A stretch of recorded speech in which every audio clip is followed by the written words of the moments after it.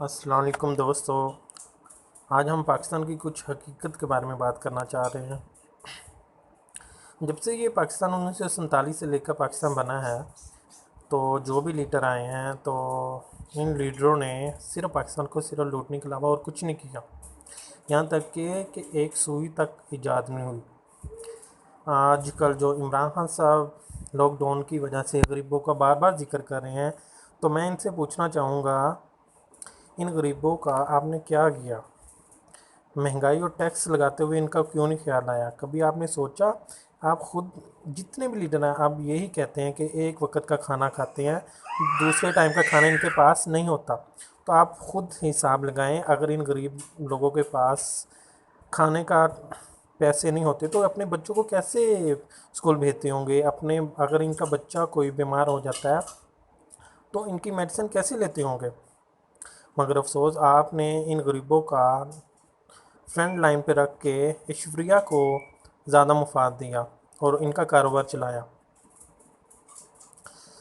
دوستو، ہمارا ملک مقروض کیوں ہے؟ اس کی سب سے بڑی وجہ یہ ہے کہ ہم IMF سے جو قرضہ لیتے ہیں، جو بھی لیڈر قرضہ لیتا ہے، کبھی اس لیڈر نے ایک عام انسان کے سامنے وہ قرضے کے حوالے سے کبھی آپ کو بتایا کہ وہ کہاں پہ استعمال ہوتا ہے، کیوں یہ استعمال ہوتا ہے، کس جگہ پہ استعمال ہوتا ہے؟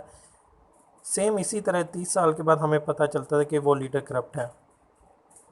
جب تک ہمیں ان چیزوں کا ایک عام انسان کو نہیں پتہ ہوگا تو یہ ملک ہمارا نیچے کی طرف جائے گا۔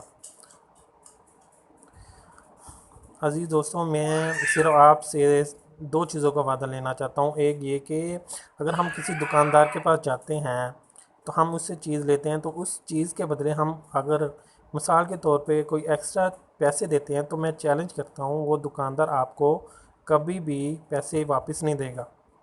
میرے کہنے کا مقصد ہے کہ ہم جب تک اپنے اندر سے بے ایمانی ختم نہیں کریں گے تو پورے ملک میں بے ایمانی کبھی ختم نہیں ہوگی۔ ایک تو یہ وعدہ لینا چاہتا ہوں کہ ہم خود بے ایمانی ختم کریں گے اور اپنے اندر سے ایمانداری پیدا کریں گے۔ دوسرا یہ کہ یہ لیڈر جو بھی ہیں، جتنے بھی لیڈر ہیں، ووٹ لینے کے لیے تو ہمارے گھر کے آس پاس گلی محلے میں نظر آتے ہیں، لیکن ووٹ لینے کے بعد کیوں نہیں نظر آتے؟